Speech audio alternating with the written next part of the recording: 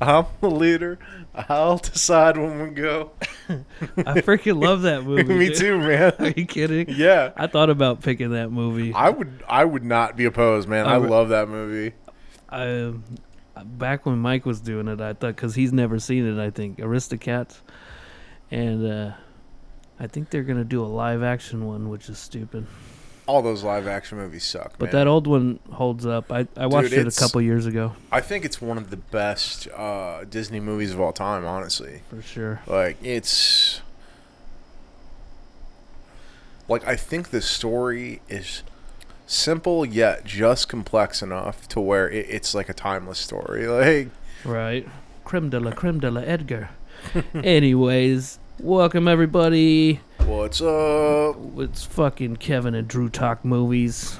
We've been off for a couple weeks. We haven't released any podcasts, but now we're back, schmauzow, with a brand new movie talk episode. And we're already talking movies. We're just talking Aristocats right now. Yep. Classic. We're in the spirit, man. Classic. I don't think we've done any Disney movies on here. Yeah. It's not really It's not that I it'd wouldn't. be different. But for sure. And I mean, I think there's definitely a couple of Disney movies that would be worth dissecting, but... Right. Anywho, today's movie choices. I re-chose Red Rocket because we've already done this movie before in the past, and I'm sorry if y'all, don't want to hear some of the same... Doing it again, though, so same deal notes with it. And shit, but Drew's never seen it, so I had to pick it, and it's one of my favorite movies in the past few years, and I had to get him to watch it. And what did you choose, Drew? I chose a David Lynch film because I've never seen any of his work before. It's a movie called Mulholland Drive. So it's supposed to be like one of the best movies of the 21st century. So I was like, all right, movie podcast. I feel like we gotta watch this movie just to give our 2 cents on it. I know when you chose this movie, like you're going down the list of movies. Like, have you seen this one? I was like, yeah, I've seen that one. Have you seen this one? Oh yeah, I've seen that one. And then you finally got to Mulholland Drive, and I was like, no, I haven't seen it, but I've heard of it. And David Lynch is a weird motherfucker. Yeah, you can say that again. And I think the only other one I've seen of his is Eraserhead. Yeah. But let's kick into this episode, and we'll talk about anything else we've seen in the past few weeks or so. What do you want to do for the snapshot? Hey, crack a beer. Oh, wrong side. There it is. Good.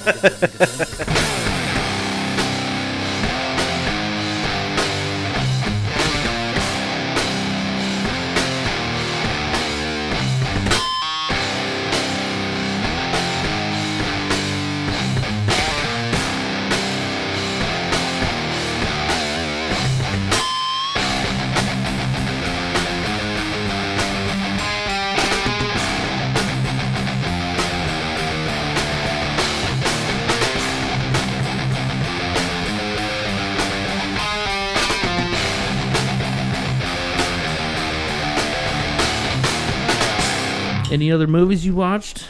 It's been a few weeks, Yeah, honestly, because I could just quit FedEx. I've been watching a lot of comedy movies. So the first one I watched is actually a movie I really like. It's called Get Him to the Greek. It's a sister sequel to Forgetting Sarah Marshall. Right. Now, granted, I think Forgetting Sarah Marshall is the better movie. But I've only seen Get Him to the Greek once, but I have to agree. It's still a movie I enjoy, man. I still think it's funny. I kind of think it's kind of a perfect depiction of what it would be like to hang out with a, really famous person like that, to where, like, you're so, especially if you're a fan, to where if you're really getting to peel back the curtain and see the type of people they really are, you're probably going to see a lot of shit that you don't like, and you might ultimately realize this person that you idolize is not who you thought they were. That's why I like Almost Famous, bro. It's because you get the inside. Dude, I would. Inside. Have you done that movie for the podcast? No. We definitely have to. We I'm not picking it this time, but if you don't pick it in the next few Eventually, times, yeah. I probably will. It's a great movie. It's a fucking fantastic. Let me movie. throw one at you. I watched My Dinner with Andre. I mentioned this. On the last I remember you episode. talking about it. Somebody said, try to watch it as if you were listening to a podcast, because it's just all dialogue. It's basically, this guy. It's the guy from fucking Princess Bride, the inconceivable guy. What's his name? Oh yeah, I know who you're talking about. I don't know his name. Yeah. Anyways, him and someone, and they have this deep ass fucking fascinating conversation, bro. And it was very interesting. It's something like you should probably check out sometime. But apparently they wrote it. Oh, Wallace Shawn is that guy's name, and Andre Gregory, which is the other guy, I believe. And they wrote it, and it was very cool, man. But I was like, I hate that my attention span fucking sucks. You know what I mean? Sometimes I just fall off.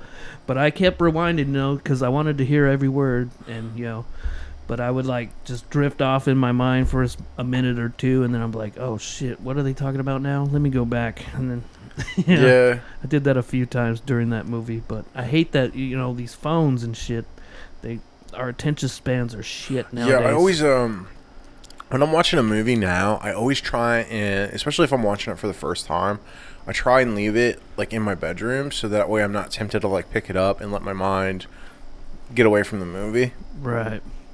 I know. I should. It's do hard that. though, man. It is hard.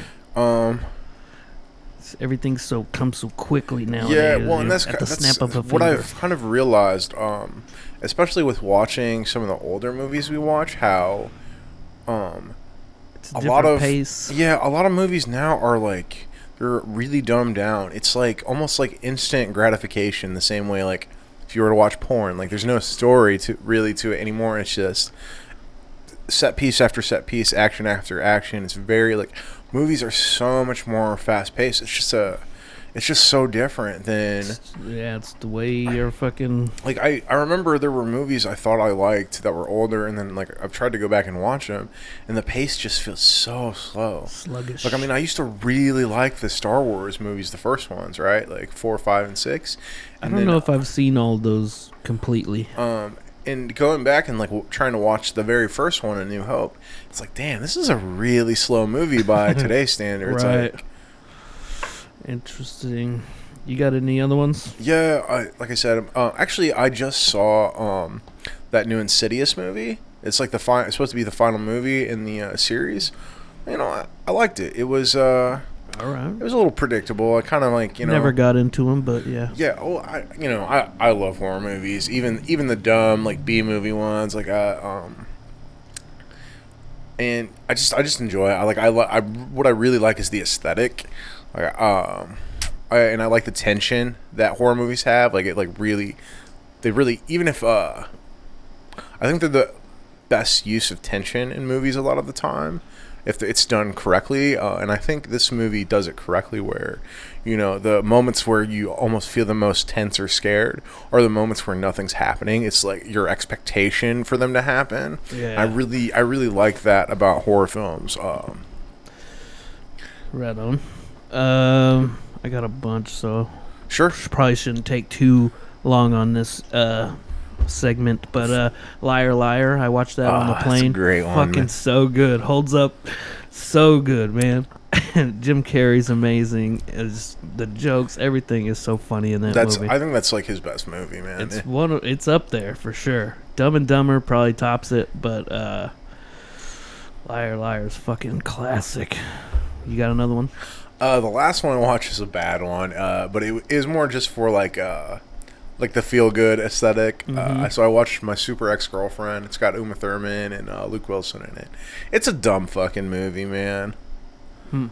But it's essentially I can't even picture it. yeah, essentially the plot Sort of is sounds familiar, but essentially the plot is this guy that's kind of down on his luck with love approaches a woman, a very attractive woman, and asks her out on a date at the behest of his friend, who's Rainn Wilson. So and it's funny because you wouldn't expect it, but in this movie, Rainn Wilson is supposed to be the like the ladies' man dog kind of guy who like is like sleeping with a bunch of women. It's like totally not believable, but it's funny. Yeah, that must have been fun for him to play. You know what I mean? Yeah. I like Rainn Wilson. Oh, man. I do too. I think he's hilarious. He's great. And like just the way he talks about like sleeping with women and getting with them in this movie is like, he's just like such a bastard. He's so gross. It's pretty funny. And then it's got you know who Anna Faris is? Yeah. She's like Scary Movie fame. She's like Luke Wilson's other love interest. Like, but so essentially the plot is that Luke Wilson asked this woman out on a date.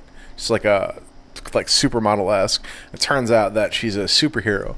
Problem is she's fucking crazy and she's like super jealous and super possessive, and so shit like escalates very quickly, and that's the part of the movie that's like pretty funny. It's just like, it's like kind of like a true look at like what dating a superhero would be like if they ever like you did something to upset them, right? And then he's just like, eventually it gets to the point where he has to break up with her, and that's when shit just gets over the top. And it's a pretty funny movie. It is dumb. Like, there are things about it that are just so nonsensical and silly, but at the end of the day, it's just a fun little comedy. There you go. I got a couple comedies in here. Let me get through these. 12 Angry Men. Do you know about this movie? It's 1957. It's an old one. Wow. It's courtroom drama. Okay. And I've heard of it. I'm aware of it. Like but yeah, I don't think I've ever watched it. I heard some of my favorite comedians talking about it on a podcast or whatever, so I decided to watch it. This one I also watched on the plane, I believe. Yeah. But yeah, it's another heavy dialogue film. It's just a lot of talking, not a lot of action or nothing like that. But it was pretty good. You know what I mean? That actually doesn't surprise me, man. For that time period, like in the time period from when films got sound, which is like roughly like 20s and 30s, to like even like the 60s, movies were really reliant on an actor's talent to deliver dialogue and convey emotion. Right. So like they didn't like. I mean, it's like modern special effects, even like makeup and stuff like that. You don't really start seeing, I think, convincing stuff until like the 60s and 70s. A lot of it, like when they tried to implement special effects, you go back and watch it now, it's very silly looking because it's either like claymation or it's like very small, far away shots of things, and you can see the strings, like, because there was no way to edit that out. So it's like right. Special effects for movies in that time are pretty silly. Yeah. I think really the only movies that aren't silly that are like the original monster movies. Those are actually pretty good, and like the makeup is pretty good on them, and it's just very reliant on their acting and like the set pieces. That makes me think of Young Frankenstein. I thought about choosing that. Oh, dude, I would not be opposed. I fucking love that movie. I know, Mel Brooks fucking rules. It's one of his best, man. He's got I think he's got 3 movies that are like the top of his heap. It's like that, Blazing Saddles, and honestly, even Spaceballs, man. Yeah. Like those 3 are top notch. There's a really good one. I don't know if you've ever seen it. Robin Hood Men in Tights. That one, that one has Dave funny. Chappelle in it. That one's funny, but I don't think it's one of his best movies. Yeah. I actually think it's one of his weaker movies. No, it's actually a movie called Silent Movie. So it's making fun of like the silent era films. Oh, okay. It's got him, Dom DeLuise, and then the guy that plays Igor. He's in that movie too. So they're like the 3 main characters. Oh, right on. It's all about them trying to get a movie made in Hollywood, but it's but they don't speak. It's like the old-timey movies where their thoughts are conveyed as like white text on black screen. It's pretty funny, man. Did you say you didn't have any more? Or? Not off the top of my head. I'm sure I watch more movies. I just don't really remember. All right, so I watched Champions. This is the new movie. One of the Farrelly brothers did it, and it's Woody Harrelson. He's like coaching a special needs basketball team. It was fine. See, comedy, drama, whatever. Next one I watched is The Humans, which is a A24. It had like Stephen Yeun and fucking Richard What the fuck is that guy's name? Damn it. I'm blanking on his name. It was weird, man. It was just about a family getting together in their in the daughter's new New York fucking house that she just got or whatever. I don't know. It had like creepy overtones to it, but it wasn't like a scary movie at all. I don't know. It's hard to explain. Anyways, moving on. I watched The Outlaws. This is that new Adam Devine movie. It's Happy Madison. It's on Netflix. Oh, okay. It's got Pierce Brosnan in it. No kidding. Yeah, I think I saw. I think I saw a commercial for it. Yeah, I watched it. It was decent. You know, comedies don't blow me away anymore. You know, like they did when I was younger. But for as a comedy movie, it was decent. I chuckled a few times at it. I'm gonna say probably the last comedy movie.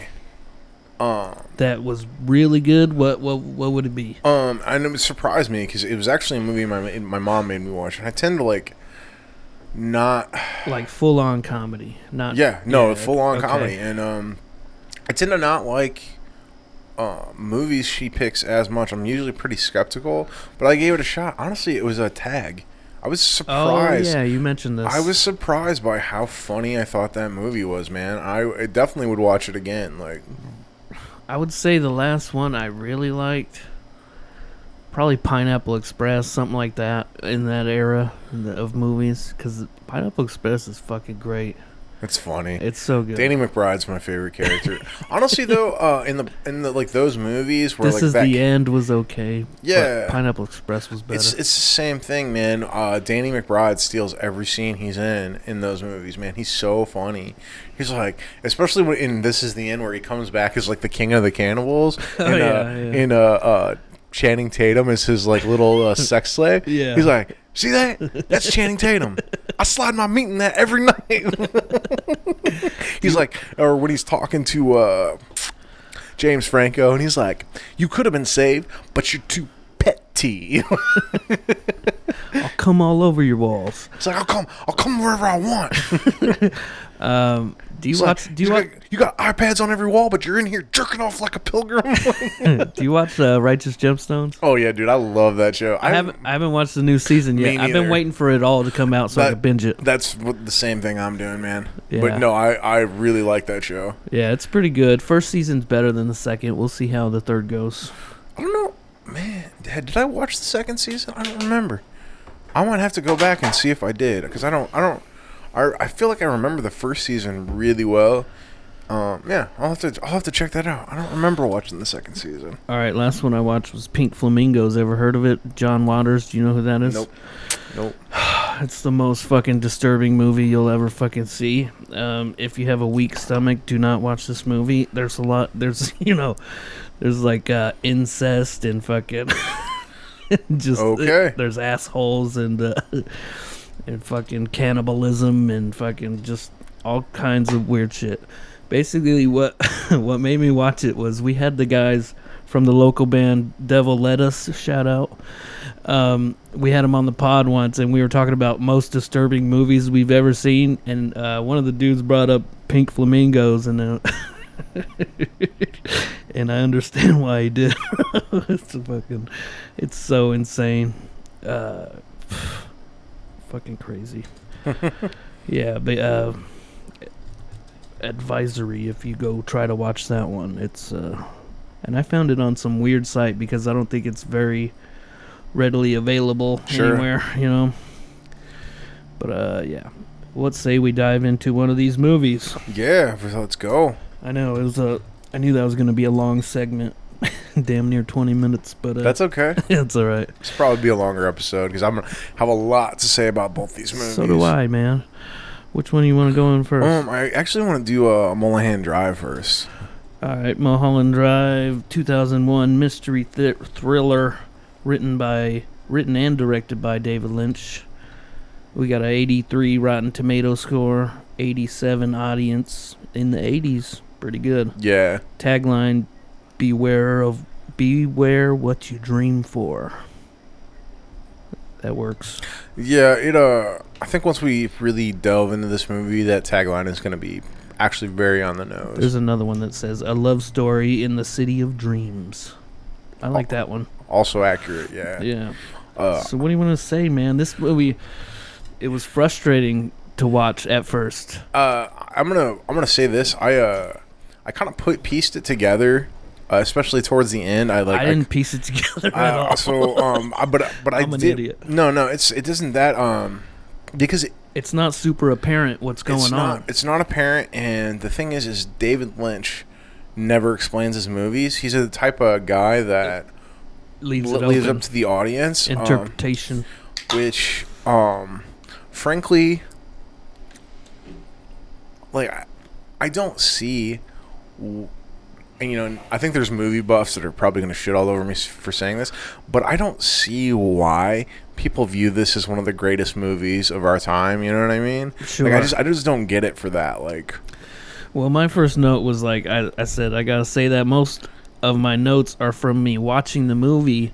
Later, I looked up explanations on YouTube and shit and it helped me get a better grasp on what the fuck was going on in this movie. Yeah, and it's kind of my problem with this movie. If unless you're paying really close attention to it, you're gonna be completely confused on your first viewing. I don't care what anybody says. Like, the people that suck this movie's dick, I was like, you're not really gonna get it on your first viewing. Like, like you might, if you watch it it's been said that this is one of those movies you have to watch a couple times, and the more you watch it, the more you like it. I don't really see myself liking this movie that much. And it's like, it made me feel stupid, man, because I was like, what the fuck is going on? I don't want to say this, and it's probably something else, because, so I went to art school, and so I used to deal with things presented in this manner all the time. And when I didn't like it, I was always told that I just didn't get it. I was like, no, I perfectly understand what's going on. Yeah, it's okay to not like something. I was just like, I just don't like it. I honestly think it's kind of pretentious. All art is not for everybody. Yeah. You know what I mean? Yeah, and so that being said, essentially, I figured out when the movie flipped, I was like, oh, okay. So all the stuff that's been presented to us for like the first 2 hours of the movie, it's not reality. Right. Like, the reality is that this lady, Diane, which is her real name isn't Betty, it's Diane. It's the entire like first 2 hours is essentially the way Diane wishes her life was. Yes. Like, she wishes she could return, because she's a failed actress, right? She was lovers/friends with Camilla, who's very successful and sexy. My God, dude, bro. yeah, so hot. From the time I saw her, I was like, I'm in love with this woman. Me too. Like, Laura Herring, I think is her name. Gorgeous, absolutely gorgeous. My God. But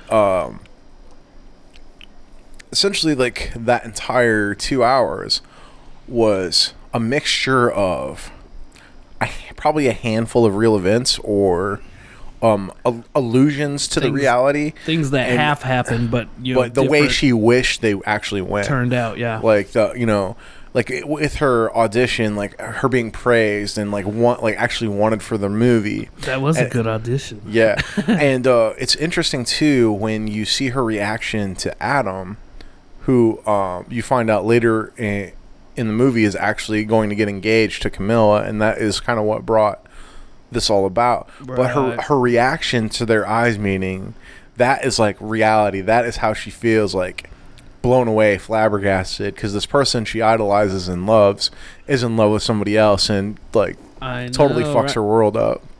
And she kind of thinks she's like doing it towards her, but she's probably not. You know what I mean? No, I mean, that's kind of the other thing. She thinks she's trying to make her jealous, but she's most likely not. No, she's just living her life. And I'm gonna say this too is the whole like, I kind of thought back on it after watching the movie. The whole thing where gangsters are interfering with Adam's movie and like ruining it and telling him um, that this is the person he's going to cast, and then Camilla is like a different person. That's like her like internal revenge on him for stealing Camilla away. You know what I mean? Like that's what she like wants to happen to him. Yeah. And it's like characters like the mob and the mafia, and the cowboy. They don't really exist in real life. Like they're not really a part of it. Because like how you know the cowboy is a fictional character is when he reappears at the end of the movie and he's like, okay, pretty lady, it's time to wake up. Like it's like him snapping his fingers. And what does he say whenever he's like, if you do something, I'll see you one more time, and if you do, he says, if you do good, you'll see me once more. If you do bad, you'll see me 2 more times. Right. Yeah, that was fucking interesting. Well, and it's also, this is something I had to look up because it was something that I didn't put together myself. You did some research on this? You have? Yeah. I feel like you have to do research on this. Yeah, so I knew there was a significance because there's a diner scene with 2 actors. It's never revisited, and it's it's weird because it's kind of separate from the movie, but it's the guy that's in the diner who's talking about a nightmare, and then when they go back to like the alley where the trashes are, that scary looking bum pops out. Yeah. But for some reason, we see that bum later holding the blue cube that kind of sets into the motion of her like waking up from the dream. Yeah. And so I was like, okay, well, what is the bum supposed to represent? So the bum's representation is the ugly truth. It's the truth that like this reality, this like dream isn't real, but it's also the truth that she hired somebody to murder the person she loves, and she's unable to come to grips with that. And that guy, the murderer, he was in Big Lebowski. You know, he was one of the, Yep. Where's the money, Lebowski? He's also where's the money, shithead? His big break is actually he plays the junkie dad in Dexter, like Dexter, the TV show. Right. I'm trying to remember, but it's been a while since I've seen that shit. But that's kind of the thing about the like the hitman, like in her dream, he's like this bumbling fool, but in reality, I think it's interesting that he tells her she'll get a blue key.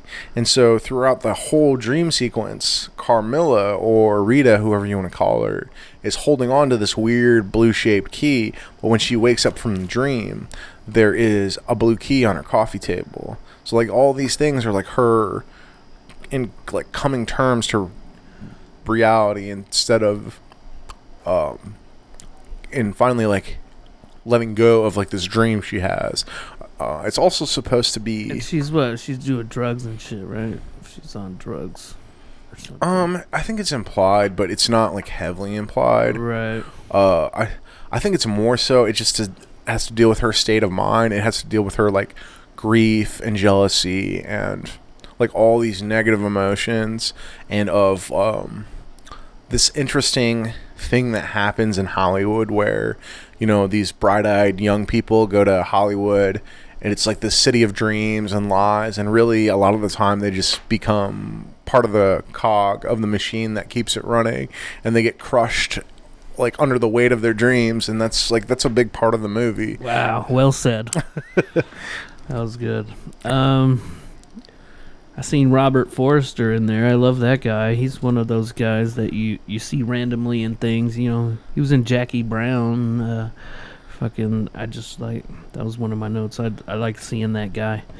But my note too was just like right off the bat, just starting the movie, I was like, what the fuck is going on? And that is a big part of the movie. Is and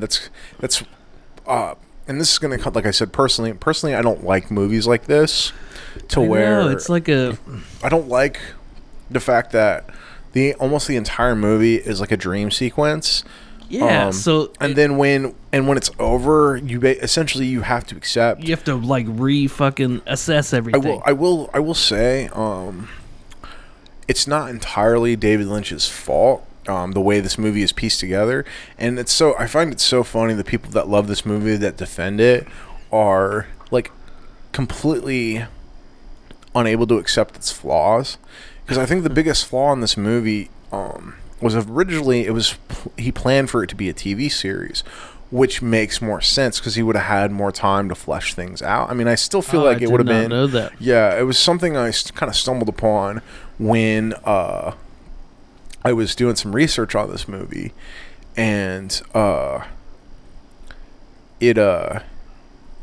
he ended up having to make it. It only got a budget for a feature film, so he kind of had to create an ending for it abruptly, and I think that is part, like, despite what people say, I think that's part of the reason why it's so confusing, because it's meant to be a series where you kind of piece things together along the series and gradually, instead of abruptly like, oh, well, this was all a dream and her life is in ruin, and you kind of just, it is what it is. And now it's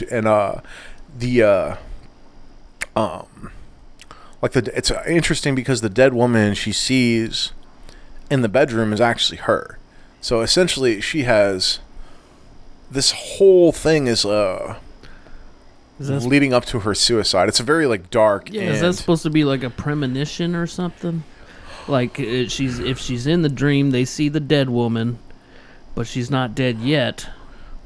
I think it depends on your take. My personal take is that the entire movie sucks. No, I'm kidding. Well, I mean, I don't think you're entirely wrong with that exclamation. No, I didn't hate it. I don't. It's weird because I didn't hate it, but I didn't like it either. You know what I mean? Yeah. I tend to not like movies that I feel like I need to do research on. Right. And you know, the fact that before I did my research, I did have this note: the way that Naomi Watts delivers her lines, the blonde, it felt like it was from a different era of filmmaking, you know what I mean? Yo. Which, at first I was like, she's a bad actor, but then, after realizing it was all a dream and she was like... Yeah, I do find that interesting, too, because when she wakes up from the dream, her cadence and her... yeah, she sounds her personality is totally different. She sounded like a maybe 60s or 70s style actor delivering her dialogue. Well, and that is kind of the it's interesting because the way the movie starts, it kind of paints it as Rita's character is like the one with the big secret, that she is the one for the cause of all the trouble. She's the dangerous one. She's like the there was the whole car accident at the beginning. Well, she's like the classic cinema femme fatale, where she's the one that she's like the snake in disguise, where you get too close and you're gonna get the poison. Sure. And then Betty / Diane is supposed to be, the blue-eyed, blonde, happy-go-lucky.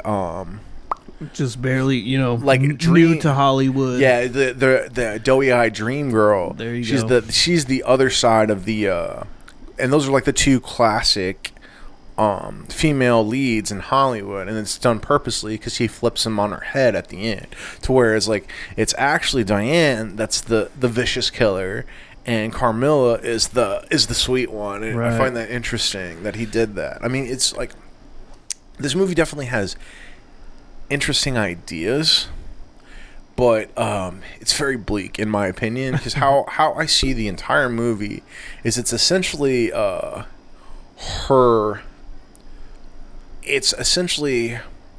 mind phasing out, like a lot of it is a dream sequence, because she is she is unable to accept the things she's done and where her life has ended up. Yeah. And so it's essentially her life flashing before her eyes the way she wishes it was, until her untimely demise. I think that's why we see her in the bed before, because it is a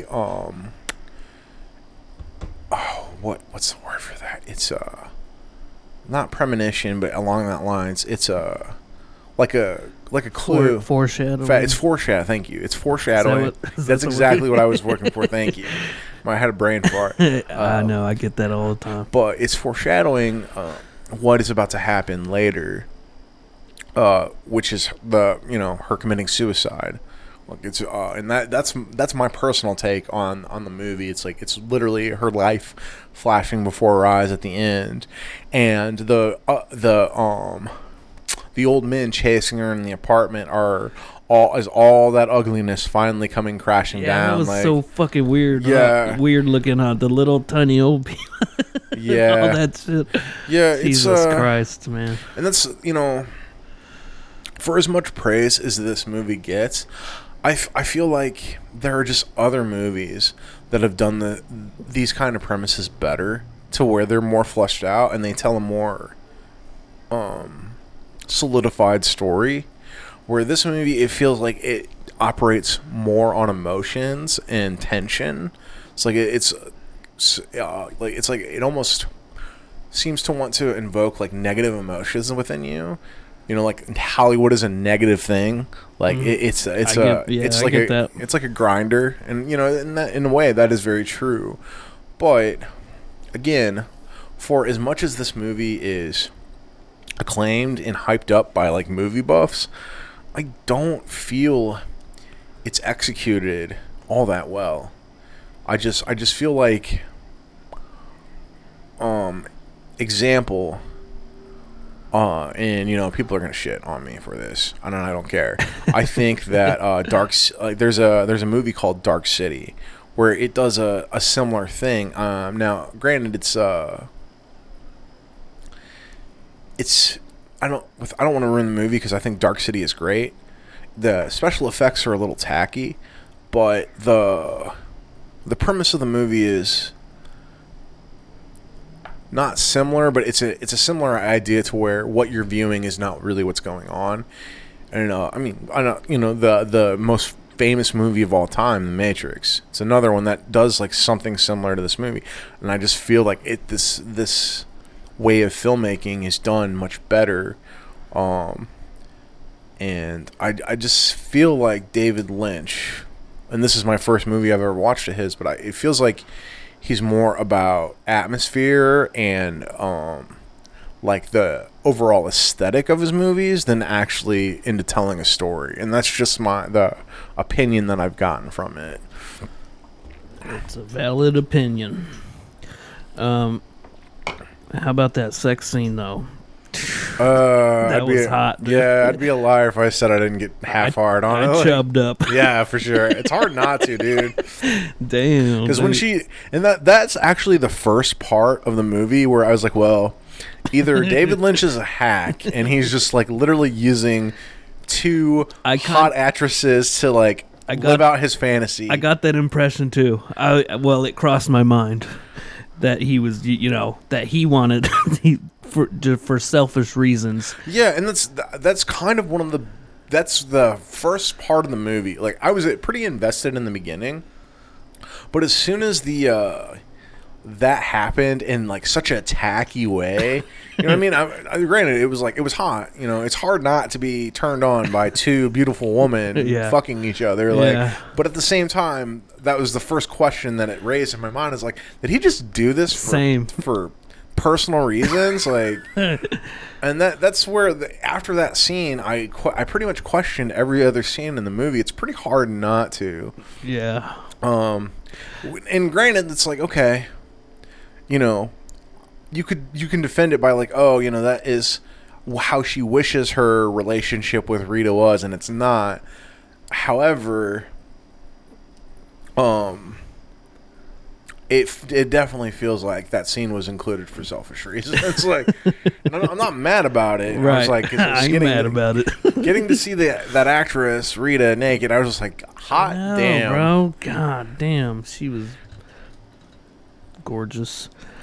I don't know what else I got. I wrote down that kind of already said this, but I found it frustrating and confusing and kind of baffling, this movie, before I researched explanations and shit. Well, even then, it's like this is my problem. Is And that's kind of probably what David Lynch is going for, you know? Yeah, and it's fine. I guess people that like movies that are told extremely loosely, that are open into interpretation. Like, I understand people like this sort of filmmaking, but it's definitely not for me. Like, I don't mind a complex story that it takes a lot of time or a couple of rewatches to really, like, I don't mind that. But that's the thing, the story needs to be complex. Like, a movie cannot be this confusing on first watch and have such a simple story. You know what I mean? Yeah. Yeah, I wrote this is again before I got an explanation, but I was like, in the beginning I was confused, then it started to make sense, and then by the end it was a whole new level of confusing. I was like, what, dude? What? Yeah. Yeah, I thought there was just something I was missing. Like, it made me feel like dumb, like I'm not getting this movie. Like, what the fuck is going on? And see, that's where I think my point stands true. Like, if to a movie audience, a broad movie audience, is genuinely confused and they feel stupid for watching your movie, right? Or they just don't get it, I feel like you failed as a storyteller. You know what I mean?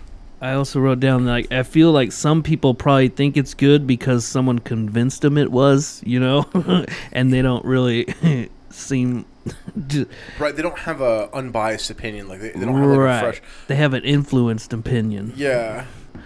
And that's kind of the thing too. Is this the people I think that happens quite often. Actually, yeah, the people that love his movies, he has like this cult following where he's like, yeah, he does. You know, he's like this top tier filmmaker, and it's like, if this is how most of his work is, which you've seen Eraserhead, so you could give a more broad opinion on his work. That one's disturbing, man. Not as disturbing as Pink Flamingos, though. But yeah. What else we got?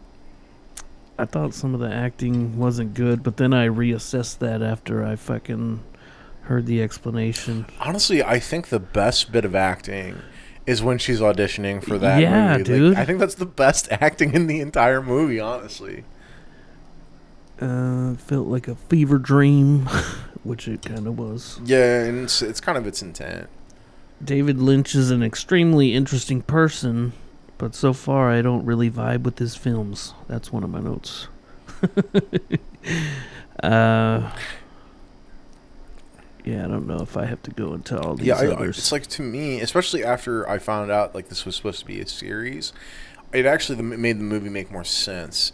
Because he has so many ideas that I don't feel like are fleshed out enough in the movie. Like, because, I mean, you can make a surreal movie and still make it fluid. You know what I mean? It does, because I don't know about you, but to me, it felt like there were a lot of moving parts in this movie that were kind of just mashed together. After watching some YouTube videos, apparently there's a lot of references to the movie Sunset Boulevard. Have you ever heard of that one? I've heard of the movie. It's another really old movie, black and white, fucking. But I have seen that movie, and there is some similarities between it. But I think I like Sunset Boulevard better, maybe. But it was about like this old actress. I'm trying to remember. Who's like out of the business, kind of, not on her own volition, you know, and who's like sour about it or something. Anywho's, anything else you guys say about this film? No, honestly, man, I think I've hammered my point into the ground of that. Yeah, I think we feel kind of similar about this movie. What would you rate it? Okay, so at first, with no explanations, I would have given it like a 4 or so. But then after watching, the YouTube videos, it kind of boosts it up, in my opinion, maybe to like a 6 or so. You're sitting kind of close. I'm like right. I'd say I'm right in the middle. I solely on. Maybe if I give it another watch, maybe it could boost it. But Yeah, that's kind of I where don't I'm know at. when. I don't know when I would rewatch this. I really don't want to. I'm sitting at about a 5, maybe 4.55, man. Like I just feel like Yeah, I had multiple scores because with no explanation and shit, I was like, it was pretty low in my book. yeah. Because I'm stupid, I guess. You know, that's why. Because I didn't get it in one watch. I don't think that you're stupid. I don't think it's don't feel like it's not very digestible no, on not the at first all. Yeah. First viewing. And like I said, like it feels more like an art piece than a movie a lot of the times. And in that regard, I think it fails as a movie because the whole point of movies is to tell stories, you know what I mean? Sure. So if you can't convey your story in a way that's digestible to the viewer, then I think you're failing as a movie maker. And that's the reason why I give it such a low score. I think it vibes with some people, and maybe that's all that matters, you know? Yeah, sure. I mean, it's not, it's just, I would say definitely this isn't a movie for everybody. For sure. There you have it, folks. Give it a watch if you want, and tell us what you think, you know what I mean? Just comment and fucking send us an email or something. distortedmindspod@gmail.com. Anyways, let's take a quick break, and we'll jump right into Red Rocket. Sound good? All right. And we're back. Yo. What did I think of On the Wizard? I failed you. You know what I thought of On the Wizard, dude? I don't think they could have cast a better person than Simon Rex in this movie, Red Rocket. I agree. How fucking fantastic is he in this movie? Dude, I would say it's something I had to thought about after watching it. So I wasn't really sure how I felt about the movie because I fucking hated him so much as a character. Yeah. But then I'm just like, that's kind of the point, though. I was like, and he does such a good job of just making the audience absolutely hate him. Like, yeah, we're talking about Red Rocket now. 2021 drama, comedy, dramedy, whatever. Director Sean Baker, who did The Florida Project, which we did previously on some of these episodes, starring Simon Rex, Brie Elrod, and Susanna Son. You know what I really liked about this movie? I'm gonna get that out of the way first. Go for it.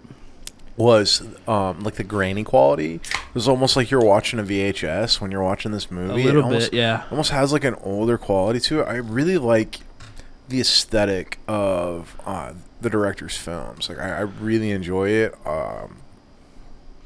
That being said, I didn't know the main actor did porn. Like, and I was like, I did a little bit of research after watching it. Oh, you didn't catch that throughout the movie?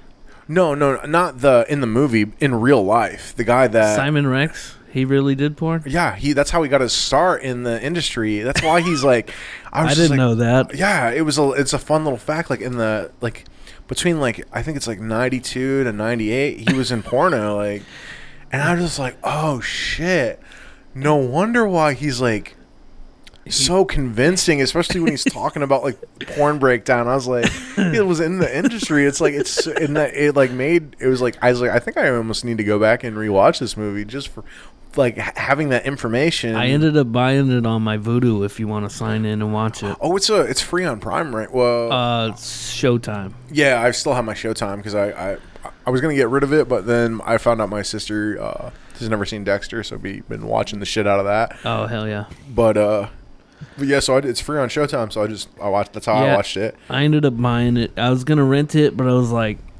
it's like $4 or $5 to rent, 10 to buy. I'll just buy it. I know I love the movie, right? And if you've heard our previous episode with Mike, you already know I love this movie. We got a 90% Rotten Tomatoes, pretty damn good. 75 audience. I can definitely see why people didn't like this movie. It's it's another one with like the subject matter is just like not. It's not palatable for some people. Yeah, right. And well, yeah, like Florida Project, man. The whole rundown motel, fucking hard living type shit. yeah, mom's a prostitute. Yeah, yeah. It's hard for that's kind of the part of this movie that's hard to watch is, he's supposed to be like in his 40s in this movie. I'm pretty sure. Something At least like late 30s, early 40s. Yeah. And he's literally putting the moves on a high school girl that's not even 18 yet, and it's like that's pretty fucked up. Yeah. No, he's a shitty person. He's a shitbag, man, for sure. And that's what makes it so fucking interesting. Yeah. I love movies where, the main person is just a shitty person. And it's so fascinating to watch. The thing about this movie, and this is big spoiler time. The thing I hated the most about this movie is how bad I felt for him when his ex/wife fucks him over at the end. Because you shouldn't feel bad for him. He totally deserves it. That's how good he is, man. That's how fucking charismatic and fucking just. He's kind of a smooth talking guy. Yeah, know what I mean? Like a fast. He's an LA guy, fast paced talking, smooth. Like tells you the shit you want to hear. Yeah, to get what he wants. Yeah, and it's just like, and it's so messed up because like he doesn't even want his wife sexually. He just wants to sleep in her bed. Yeah. So he's just like he's taking fucking dick pills so he can fuck her. Like, yeah. And that's the fucked up thing too. Is like, when the last time when he's thinking about the donut girl, Strawberry, he's like, I didn't even need to take a dick pill that time. And I was like, don't tell your wife that shit. That's fucked up, man. But and that's kind of ultimately his undoing is him like being a dirtbag, but then him trying to be like, I'm leaving town tomorrow, so yeah. So let's lay it down for the folks.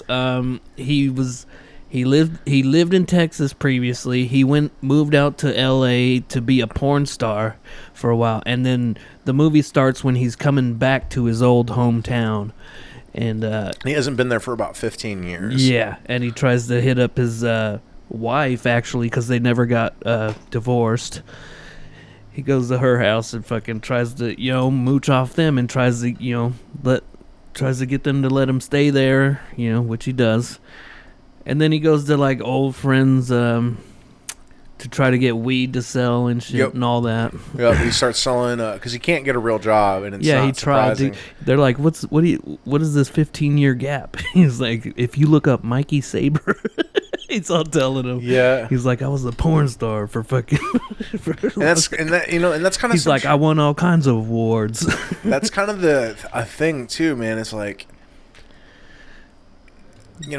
a lot of places, your reputation, even if it's a shithole, like if, it's probably, unless you navigate the world in an intelligent way, nobody's going to hire an ex-porn star. You know what I mean? Like, and like, especially in a small town, like, because it's like, those are the God-fearing Try folks. that in a small town. Yeah, that's a big. And that's kind of what that's what this is. It's a small town in Texas. Yeah, and what's interesting is like the whole background is it's all oil refinery and shit like that, just big smokestacks and shit. And it's very interesting how they fucking chose that location, and just it's another one that feels very real, like Florida Project. You know what I mean? It has that whatever Sean Baker does, man. That fool, he knows how to capture shit. And there's a lot of non-actors in this movie too, just like Florida Project, which they do great jobs. Like the mom, the older lady. Yeah, she's fucking. She's so good. She's I feel like I've met that person before. Yeah, she's just somebody's old ass mom. Yeah, like, it's just so convincing. Gets up at fucking 7 o'clock in the morning and drinks her coffee and watches her shows. Yeah. Like my grandpa did the same shit. He always watched the morning show. Yeah, just on a schedule and shit. But yeah, man, Simon Rex, he's such an interesting character. He's likable, charismatic, but tries to use everybody. And there was a thing, that you mentioned, the TV, how she watches like the reality shows and shit, the like the court shows and all that shit.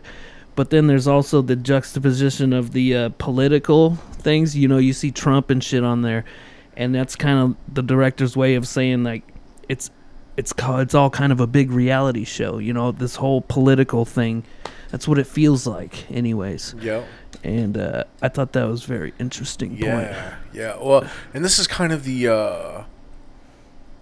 I think there's something about Simon where it's like he's this smooth talker and Mikey in the movie. Well, yeah.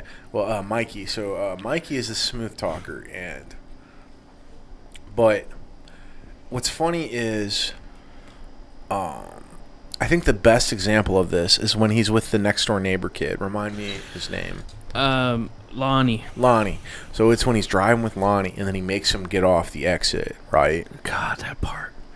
And then you don't My really. heart drops in that part, dude. Well, you don't. Well, the thing is like you don't understand why though. Like you don't understand. It doesn't show anything. Yeah, it doesn't explain. Yeah, and then you find later. out. Then you find out later, and you're like, oh shit, that's why he reacted that. But I think that is like the perfect epitome of Mikey's influence on other people's lives. Is like you don't really see the damage he's doing until it's too late, until it's all blown up and it's fucking bad. Yeah. And it's interesting too is like we already know Mikey's everything he says is very suspect and questionable. Yeah. But when that event happened, it made me go back and question everything Mikey had said prior. I'm just like, okay, how bad was this actually? And that makes me, and it also something I didn't put two and two together was when Mikey was talking to Lonnie. And it's never straightforward in the movie, but Mikey was talking to Lonnie. He's like, yeah, it always goes bad when porn actresses start turning to escorts. He's like, then it fucks them all up. Right. But at the very end of the movie, his wife calls him a suitcase pimp. Yeah. And I maybe I'm making a leap, but I kind of put two and two together. I was like, that's why his wife ended up in the situation. It's probably why she's a junkie. Like, they probably didn't really make it as porn stars, and he probably started turning her out for tricks for them to make money. Like, that's at least was my interpretation of the situation after thinking about it. I think they sort of hint at that. I think the mom hints at that in one of the scenes. Yeah, and I think it's like one of those things that it's never really completely verbally spoken, but in that moment where she calls him a suitcase pimp, I think that is, it's almost like a confirmation. I was like, of everything that I thought, I was like, I think Mikey was tricking out his wife in L.A., and that's eventually what broke her, and it made her go back home. And I was like, and I think that that exchange is what solidifies it. And it just, and Mikey's character, it just totally makes sense. I mean, even the end of the movie, like, where he shows up at Strawberry's house, like, completely broken, and yet it's almost actually grotesque, like the way she dances around in the bathing suit in front of the house. Like, I didn't even find it sexy. I kind of found it to be a little unnerving, and I think that's the intent of it, because it's like this alpha male, like, view of, like, objectifying, like, his desires and how he sees the world and what he wants. Like, he's just like, he's like, I'm a fuck machine and I can just go around, like, fucking all these young girls and get what I want. Like, he has this weird sort of optimism to him that's not realistic. It's another ending like Florida Project, where it's a little fantasy, a little open to interpretation. You don't know exactly what happens, but you can kind of piece together what's coming. Right. And he probably wasn't really seeing her right there, obviously. Well, and that is kind of my question too. Is it makes me turn to question if, and I could be wrong on this, it's just my interpretation. It's like, was he really like sleeping with her at all actually, or was that just his fantasy and it was just what he was trying to work up to? Like, and I'm not sure, like, really, but I don't know about that. Yeah, it was more just a thought. I'm not committed to the idea, but It was just like the way the movie ends. I was like, was some of the was some of the shit that happened just like the way Mikey saw it in his head, or I don't know. I didn't get that. I didn't get that feeling, but yeah. So it, for the story's sake, he went back to his fucking hometown and he meets this young 17-year-old, ginger little girl working at this donut hole shop, and he ends up trying to groom her into porn, into doing porn, into like going back to L.A. Yeah, but it's his his big ticket, his way, and it's really kind way of back into the industry, and it's really disgusting too, because he's like essentially making this young girl fall for him. He does not give a fuck, and it's like the exchange. They have an exchange, and just that tells it all. I feel so bad for Strawberry, man. It's heartbreaking too, because it's heartbreaking. She was like, "Well, what if I slept with a bunch of guys, like, he's like, well, as long as you're doing scenes, that's fine. It's part of the business, baby." And she's like, well, I don't really want to. She's like, and I don't want you to sleep with other people either. And like, Mikey doesn't give a fuck. And he'll put his dick in anything that looks good to him. The other tragedy of that is like she actually is very talented. Yeah, she's a talented musician. Yeah, that scene where she does "Bye Bye Bye" on the keyboard. Yeah. Fuck, dude, that's like a beautiful rendition of that song. It bro. really is. That was, I think, one of the most surprising parts of the movie. I didn't expect that. I think she's actually a musician too in real life, and I think that's how she got this part and got into this, shit. How about the Lonnie Stolen Valor part? That was pretty fucked That's up. Shitty, right? Yeah. That was the biggest mystery to me. Is that's such a bummer. Basically, the next door neighbor Lonnie, he's going out to this mall wearing fucking army fatigue or whatever, and panhandling or whatever, and people call him out on and shit. And it was a whole. I meant to ask, was the army thing he was wearing, was it like his dad's old army stuff? It could have been. That seems likely. They don't really. They don't really go into the dad. How he got. Yeah, well, they don't explain the dad. It could. I mean, I know his wife died. He's very quiet. Yeah. That seems likely. That was a sad thing though, because like you want he seems like such a nice guy. You want to like Lonnie, but it's something that you lose a lot of respect for him, because it's just like, Lonnie, why don't you just go get a job, man? You're young. Like, yeah. Just go get a job, man. Like, it's like everybody does shit. Oil refinery. Well, I think that's part of the backdrop and like the bleakness of the town.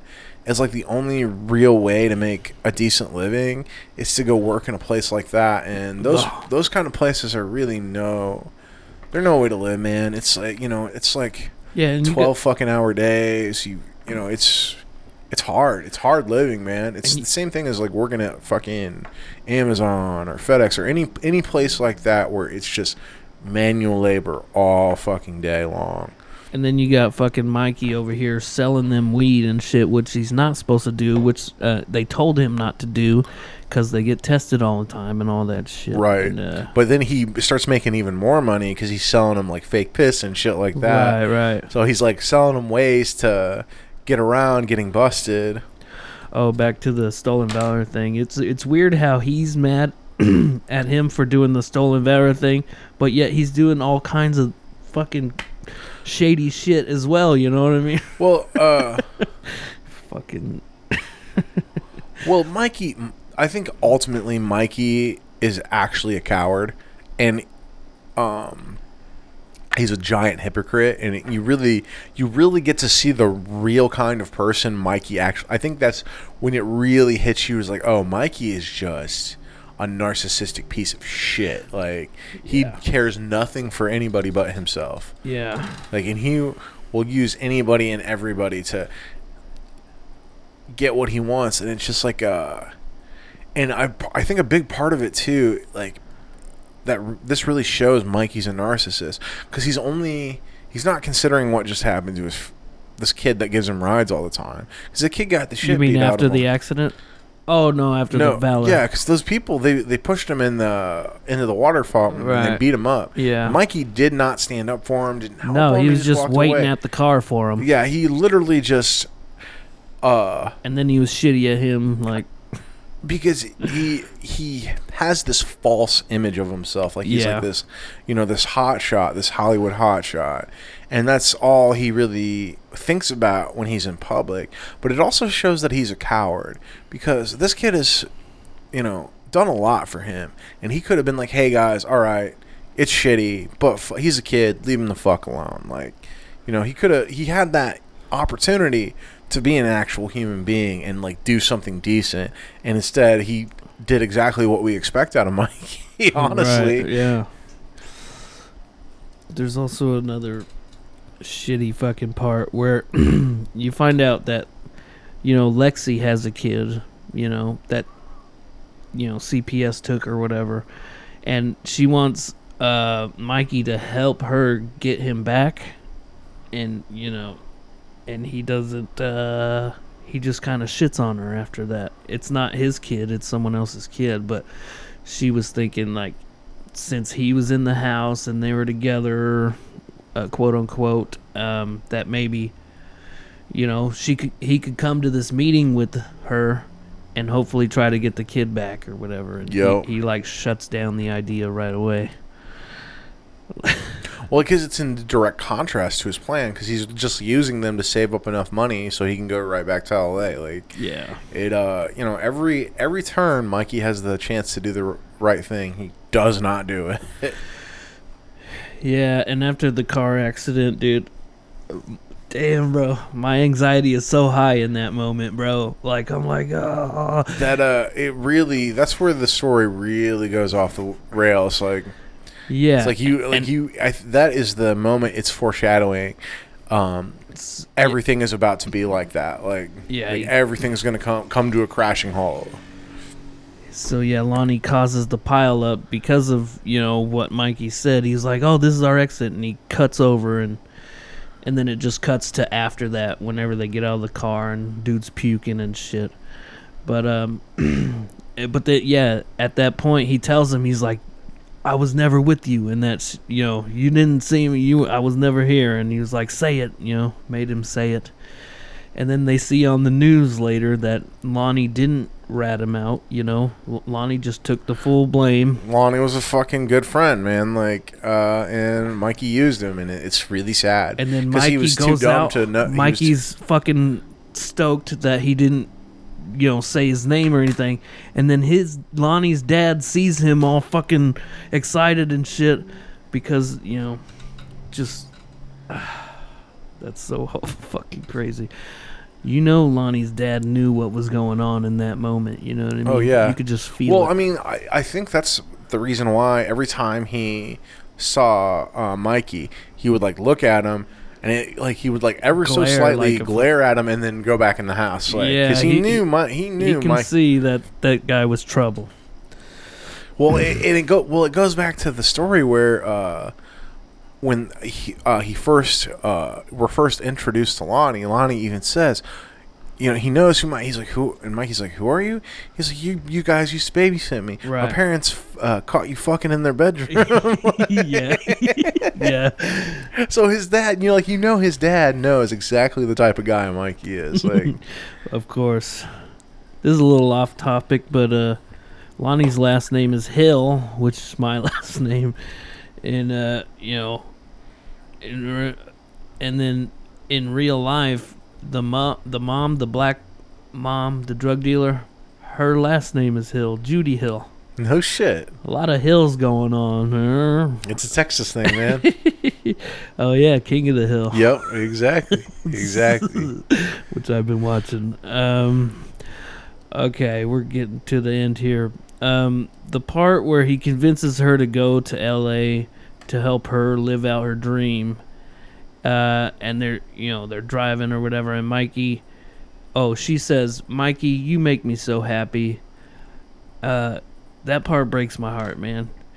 Just because in her face, she looks a little scared and uncertain, but she also looks very hopeful, and you're just like that he feels the same way, and he's just like, he doesn't. I don't even think he's able to process those kind of feelings. I think really truly believe that Mikey is just a narcissistic sociopath. Yeah. That he is, and I don't think he's smart enough to understand the impact he has on others. He's not smart enough, and he just doesn't care. But aren't these, isn't his type of character so much more interesting than the righteous characters? The goody two shoes. Yeah, someone who's just trying to do the right thing all the time. These characters are so much more fucking fascinating. Well, and they're real, man. Exactly. That's what I love. I've known a handful of Mikeys in my life, man. Sure, yeah. Yeah. I won't say their name on the podcast. I don't want to just put somebody on blast, but I can say that I've known a few. I've definitely known a few. The part where he's getting kicked out of the house is hilarious. At the end, I think that's the funniest part of the movie. Dude, I didn't want to laugh. Where he's just walking down the street, his dick waving in the wind, but it cracked me the fuck up. And it's funny because it's so unexpected. Like when they like rip the covers off of him, and he's butt ass naked. Yeah, he always sleeps naked. But they're trying to shove him out the house and shit, and he's like. He tries to take the ashtray back that he bought previously for the mother and shit. He's like, "This is my ashtray. I can take it if I want or whatever." And then he tells the black dude, he's like, "I should have beat your ass in high school." What does he say? He's like, "We can go right now if you want to." Yeah. He said, "Too bad it was the other way around. You want to go again?" He's like, "Yeah, no." So fucking funny. Anyways, yeah, that's about it for my notes. They did. There's a previous movie that Sean Baker did called Starlet, which is where they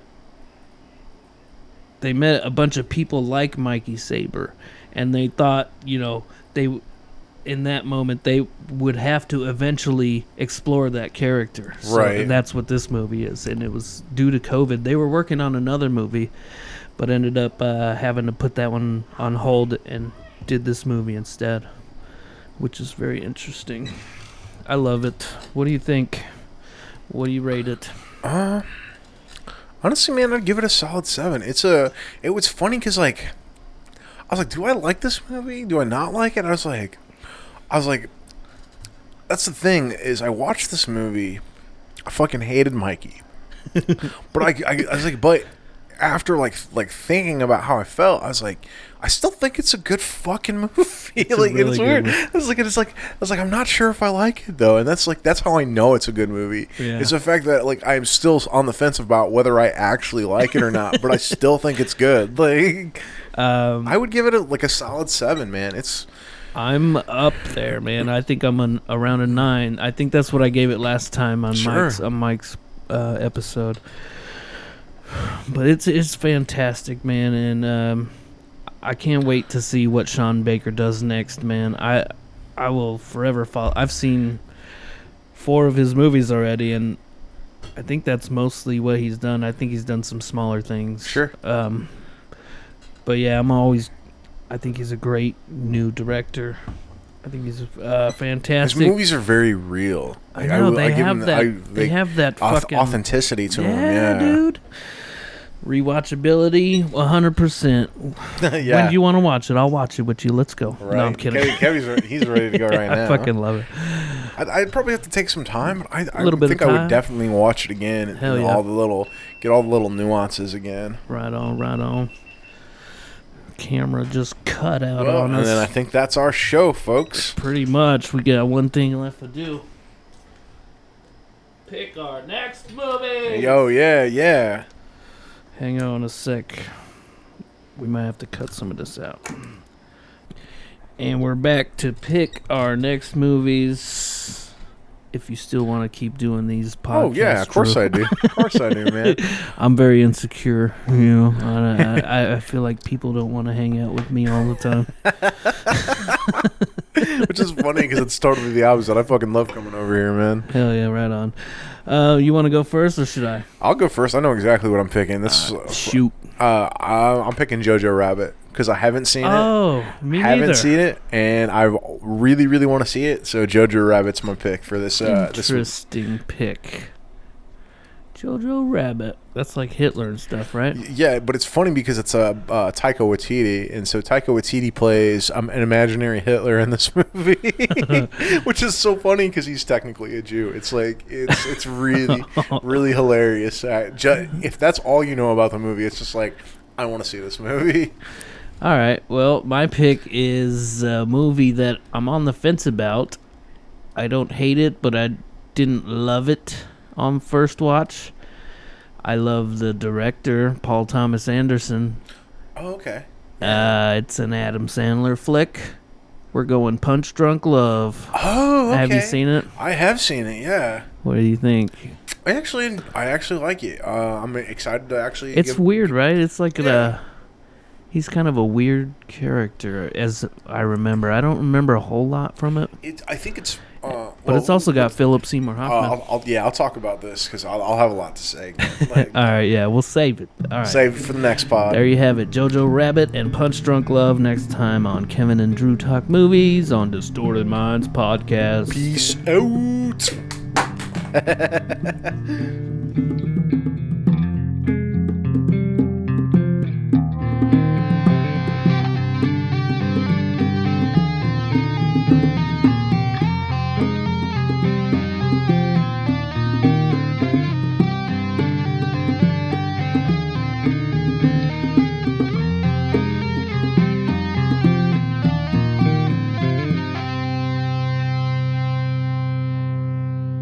Hey, Napoleon, that sounds like the end. Wait a minute, I'm the leader. I'll say when it's the end. It's the end.